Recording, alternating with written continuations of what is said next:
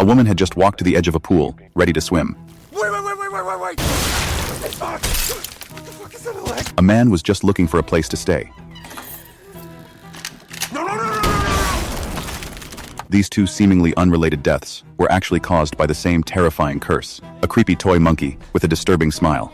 As long as someone winds the key on its back, the monkey will raise the red drumsticks in its hands. And the moment the drum starts beating, the Grim Reaper will randomly take the life of someone nearby. This is the deadly curse from the movie The Monkey, adapted from Stephen King's novel. The story begins with a pair of twin brothers. Their names are Hal and Bill. Hal, the younger brother, is kind-hearted but timid. Bill, on the other hand, is selfish, aggressive, and cruel. He enjoys bullying Hal and making him suffer.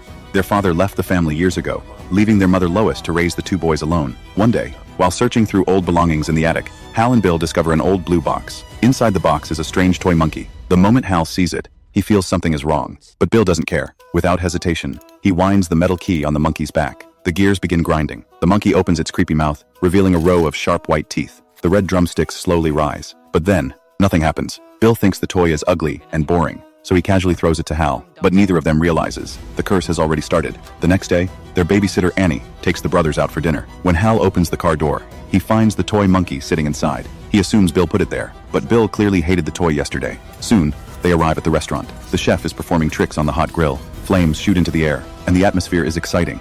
But something strange happens. The camera keeps switching between the restaurant and the monkey sitting alone inside the car. Suddenly, the toy monkey starts beating its drum. Hal seems to hear the sound from far away. At that exact moment, the chef's spatula suddenly goes out of control. It flies directly toward Annie. In an instant, Annie is killed. At the funeral, the priest tries to explain everything as a tragic accident. But Lois sees things differently. She tells her sons, everyone dies someday. The only difference is when it happens. Then, she starts dancing with the two boys, trying to help them accept reality. Hal believes that if he accepts death, life can finally move on. But he is wrong, because fate is not finished with him yet. At school, Hal is bullied by his classmates. Covered in flour and egg yolk, he returns home humiliated. His anger and frustration completely take over. He looks at the terrifying toy monkey on his bed and thinks about his brother Bill. In that moment, Hal makes a wish. He wants Bill to die. Then, with shaking hands, he winds the key on the monkey's back again. But Hal doesn't know the truth. The monkey never kills the person you choose. Its rule is simple and cruel. The person who winds the key will never die. Instead, the Grim Reaper will randomly take someone close to them. Soon, a strange noise comes from the kitchen. Lois suddenly suffers a brain aneurysm. She collapses on the floor, dying right in front of her two sons. That moment changes everything. Hal and Bill finally understand the truth. This monkey is not a toy. It is a killing machine that no one can control. To stop the curse, Hal tries to destroy the monkey. He grabs a knife and chops it apart. But no matter how many times he destroys it, the monkey always comes back completely unharmed. Realizing they can't get rid of it, Hal and Bill put the monkey back inside the box. Then they take it deep into the wilderness and throw it into an abandoned well. Hal believes that if they bury the demon forever, their nightmare will finally end. But he is wrong. The real nightmare is only beginning. 25 years later, Hal has grown up and become a supermarket worker. Because he knows the curse follows him, he deliberately keeps everyone away. He even distances himself from his own son, Petey. He only visits him once a year. One night, Aunt Ida, the woman who raised the brothers, has a strange accident in her basement. She falls down, and her face is covered with poisonous fish hooks. After pulling the hooks out, she notices a strange smell in the house. She follows the smell into the kitchen. Suddenly, the gas stove catches fire. The flames instantly engulf her head. Desperate and terrified, she runs outside screaming, but she crashes straight into a sharp wooden spike. Soon after, a series of bizarre deaths begin happening across Hal's hometown. One person is torn apart by a lawnmower. Another is horribly burned by steam from a coffee machine. Every death seems impossible, and every one of them points back to the same curse. That night, Hal falls asleep in a motel room, but a familiar nightmare wakes him up. The strange, spinning vision makes him realize the truth. The monkey is back. At that exact moment, Hal receives a phone call from someone he hasn't spoken to in 10 years. It's his brother Bill. Bill's voice sounds cold and unstable. Hal discovers that Bill never gave up searching for the monkey. Years ago, he climbed down into that abandoned well by himself. At the bottom, the box was gone. Only a rusty metal key was left behind. Bill waited there for years, believing the Grim Reaper would eventually return the monkey to him. And he was right. The terrifying toy monkey came back. But Bill had already lost his mind. His twisted belief was simple. If he kept winding the monkey, he would never die. As for the innocent people killed by the curse, he didn't care at all. But Bill didn't call Hal just to share his discovery. He had another plan. Bill knew there would come a day when he couldn't wind the key anymore. So he targeted Hal's son, Petey. He wanted Petey to take over. When Hal hears Bill's threat, he becomes furious.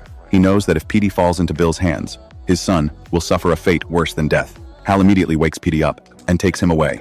The two begin a desperate escape, but the shadow of death follows them everywhere. When Hal takes Petey to Aunt Ida's house to search for clues, a simple act turns into another nightmare. The moment Hal opens a locked door, No, no, no, no, no, no! blood sprays all over his face, and things get even worse. Bill has already manipulated people throughout the town. One of them pretends to be a police officer. Holding Hal and Petey at gunpoint, she takes them to Bill's hidden fortress. The fake officer presses a gun against Hal's head. Then she forces the smaller Petey to crawl through a pet door and steal the deadly monkey. Petey has no choice but to obey. You do. Don't turn the key in the monkey's back. But once inside the fortress, he realizes this place is a death trap. Every step could kill him. After walking only a few feet down the dark hallway, a fire axe suddenly flies past his head. Petey carefully moves forward, searching through the terrifying building. Eventually, he reaches a room filled with surveillance monitors. And standing there is Bill, holding the toy monkey tightly in his arms. Bill stares at Petey with a crazy look in his eyes, as if he is trying to convince a sacrifice to accept its fate. Petey lowers his head and picks up the monkey. He slowly turns it over. Then, without hesitation, he winds the metal key on its back. The key starts turning. The monkey opens its mouth, revealing its sharp teeth. The red drumsticks rise, and then it starts beating the drum.